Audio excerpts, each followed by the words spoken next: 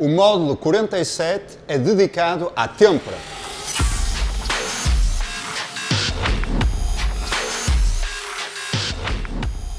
Acabamos de ver o recozido. Existem vários tipos de recozido. O objetivo é uniformizar a estrutura, prepará-la para a aplicação ou prepará-la para um posterior tratamento térmico.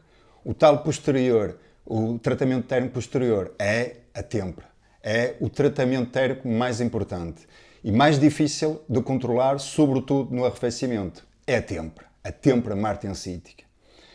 Como qualquer tratamento, temos três etapas ou três fases. Temos o aquecimento, temos o estágio e temos o arrefecimento. E no arrefecimento queremos uma velocidade superior ou igual à velocidade crítica superior da têmpera, que nós comentamos quando discutimos, interpretamos os diagramas TRC. No fim do dia temos martensite, se a velocidade for superior à velocidade crítica superior à têmpera, e a martensite o que é? É muito dura, é muito resistente ao desgaste, é muito resistente ou tem elevada tensão de cedência. No entanto, tenacidade ao choque, ductilidade, muito baixo. Na verdade, nunca se utiliza o aço apenas no estado temperado. Faz sempre um tratamento posterior para melhorar a ductilidade e a tenacidade, que é o revenido, que vamos ver mais à frente noutro módulo. Mas agora, vamos descrever cada uma destas fases, o aquecimento, o estágio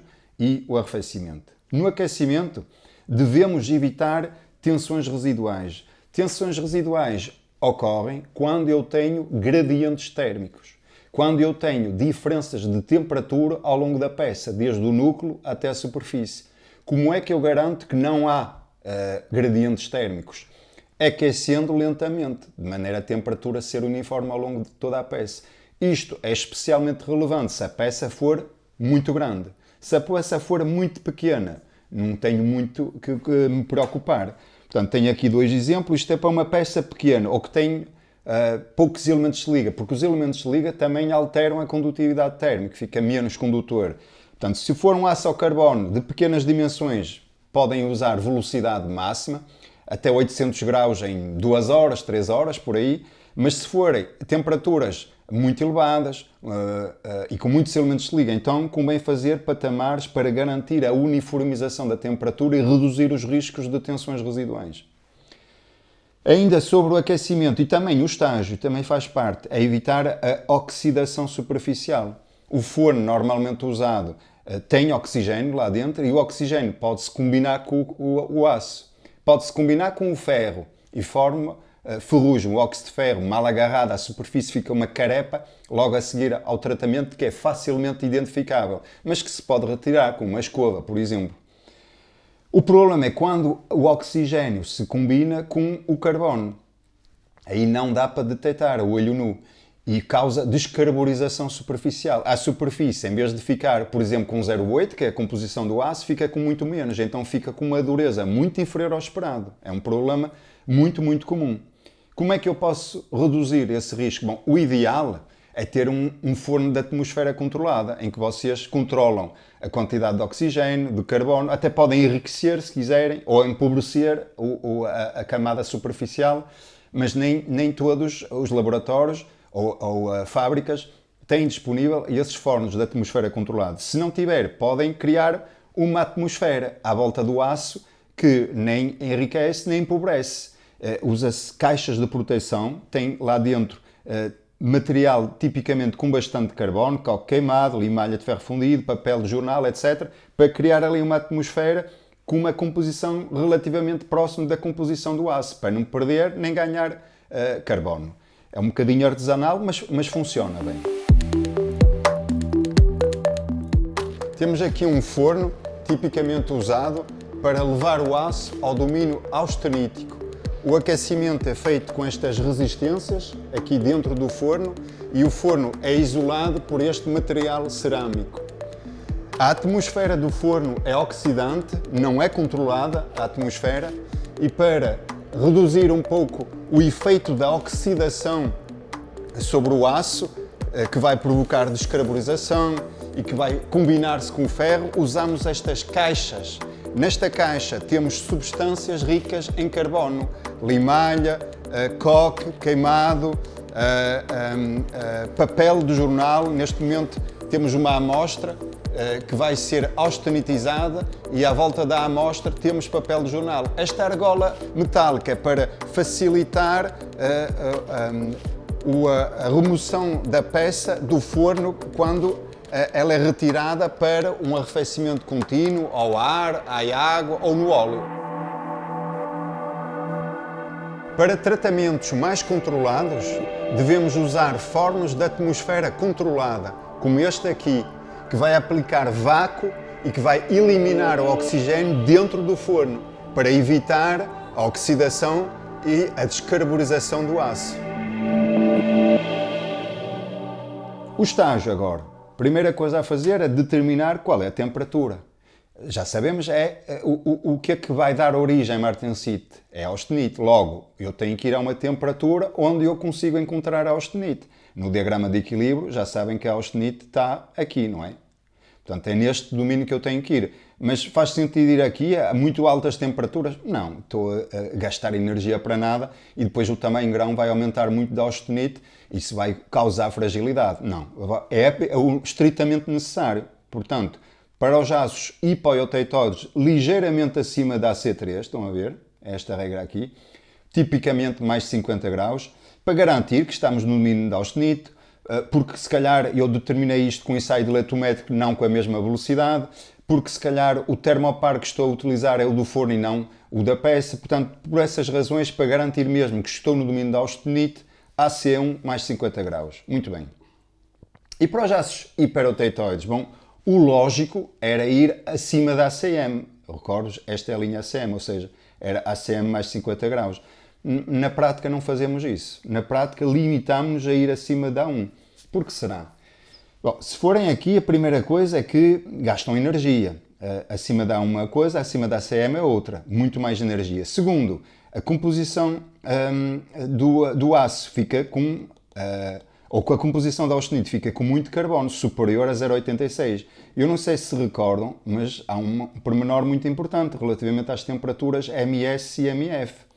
É que variam com a percentagem de carbono. Temperatura, percentagem de carbono. E então, para os aços com mais de 0,8, não sei se recorda, o MF está abaixo da temperatura ambiente. Então, depois do arrefecimento, se forem acima da ACM, vão ter austenite residual, muita austenite residual, porque não passam MF, para além, obviamente, da martensite. Isto é interessante? Não muito, porque depois tem que transformar a austenite residual, não é? Então, o que se faz tipicamente é ir apenas acima da 1. Se forem acima da 1, para já todas as austenites têm a mesma composição, que é 0,86. E uma martensite com 0,86 já é muito, muito duro, é suficiente. Para além de austenite, a esta temperatura também tem cementite. A cementite também é muito dura, também não incomoda. Portanto, no fim do dia, tem uma martensite com 0,86 mais cementite. Perfeitamente aceitável. E ainda por cima, poupo energia. Não tem que me preocupar, ou muito menos, com a austenite residual. Portanto, por essa razão, para os aços hiperoteitoides, basta ir acima da 1. Agora, como é que são determinadas as temperaturas? Bom, podem ir ao diagrama de equilíbrio, se for um aço ao carbono, curvas de dilatométrio, se for ligado, não tem dilatómetro, podem usar fórmulas empíricas, não tem, podem ir ao diagrama TI ou ao diagrama TRC. Só mais uma coisa, atenção que para alguns aços hiperoteitoides não chega a ir acima da 1, vai correr mal. É o caso de aços que têm muitos elementos de liga que formam carbonetos. O que é que acontece é que esses carbonetos são muito, muito estáveis e se forem apenas acima da 1 não conseguem dissolver esses carbonetos. Então o aço em vez de ter 0,86 tem muito menos porque o carbono na verdade está combinado com esses elementos de liga. Para dissolver esses carbonetos e de facto enriquecer a austenite para ela ficar com 0,86 tem que aumentar e muito a temperatura. Tipicamente à volta de 300 graus. Portanto é A1 mais 300 graus. Um aço que tipicamente tem esse tipo de problema são os aços rápidos. Tem muito carbono e tem muitos elementos de liga que formam carbonetos. Muito bem. A outra parte do estágio é a definição do tempo. O tempo tem muito, muito menos impacto. basicamente é o tempo suficiente para a temperatura ser uniforme ao longo de toda a peça. Okay? E existem umas regras que dependem da quantidade de elementos de liga, que está aqui representado. Para aços sem liga ou de pouca liga, 5 minutos por 10 mm de espessura. Média liga, 7. Muita liga, 10. Eu pus aqui a vermelho o muita liga, porque na verdade a diferença é pouca, e entre 5 e 10 e não vai ter influência absolutamente nenhuma na microestrutura final. Portanto, eu diria, para a maior parte dos casos, 10 minutos por 10 mm de espessura. Tenho aqui um gráfico em baixo que mostra a temperatura em função do tempo, com várias curvas de G. G, recordo-vos, é o índice do tamanho grão, tem a ver com o número de grãos por unidade de volume.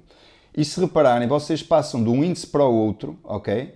Se aumentarem ligeiramente até a temperatura. No entanto, passem de um índice para o outro, em termos de tempo, se aumentarem de uma ordem de grandeza. Portanto, a temperatura, se há um pouco de temperatura, tem impacto logo no tamanho grão. O tempo tem que aumentar mesmo muito. De 1 hora para 10 horas é que aumentam o tamanho grão. Ou seja, se esquecerem no forno do aço, em vez de meia hora ele ficar 1 hora, não tem absolutamente nenhum impacto. Agora, se a temperatura for mal escolhida e houver uma diferença de 50 graus, aí vai ter muito impacto. Portanto, cuidado com a temperatura. O tempo é menos relevante, mas atenção, também tem que dar tempo para haver uniformização da temperatura.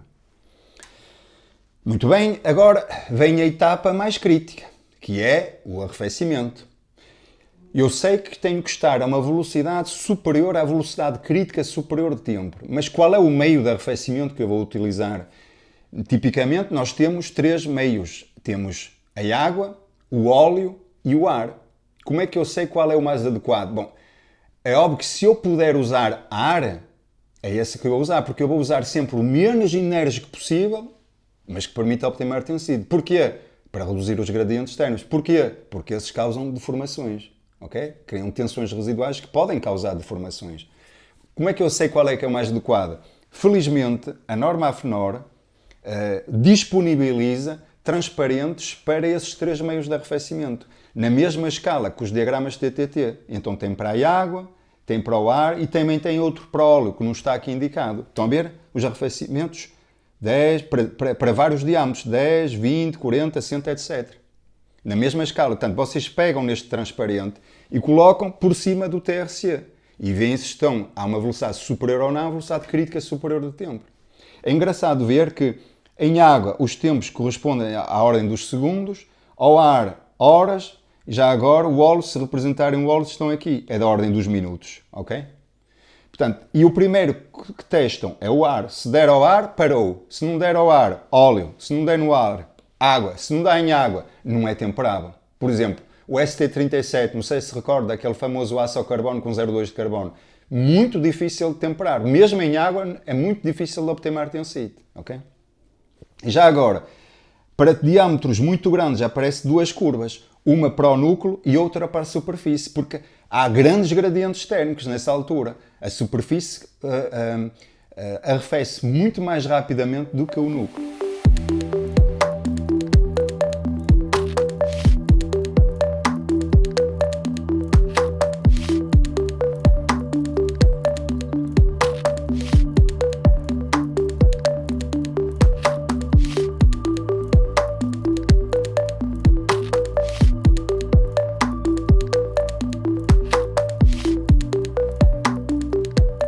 E tenho aqui um exemplo, é um aço que nós estudamos anteriormente, no molde dos TTT, e eu retirei as curvas de arrefecimento que foram usadas para determinar esse aço e por cima colei as curvas do óleo. Portanto, estas curvas de arrefecimento foram obtidas em óleo. Agora imaginem vários cenários, por exemplo, e estão a ver aqui está indicado o diâmetro dos veios. Imaginem que o vosso veio é de 10 mm, vai correr bem? Vai, estou claramente a uma velocidade acima da velocidade crítica superior de tempo. Se for de 20 mm, está bem, está no limite, mas está bom, está bom, está bom. 40, alto, já vamos ter bainite. Portanto, se o diâmetro for de 40, é melhor usar água, para garantir que estamos aqui a uma velocidade superior à velocidade crítica superior de tempo. Estão a ver? Estes transparentes permitem-nos, de facto, fazer muita coisa e projetar e prever o meio de arrefecimento o menos enérgico possível, mas que está a uma velocidade crítica superior de tempo.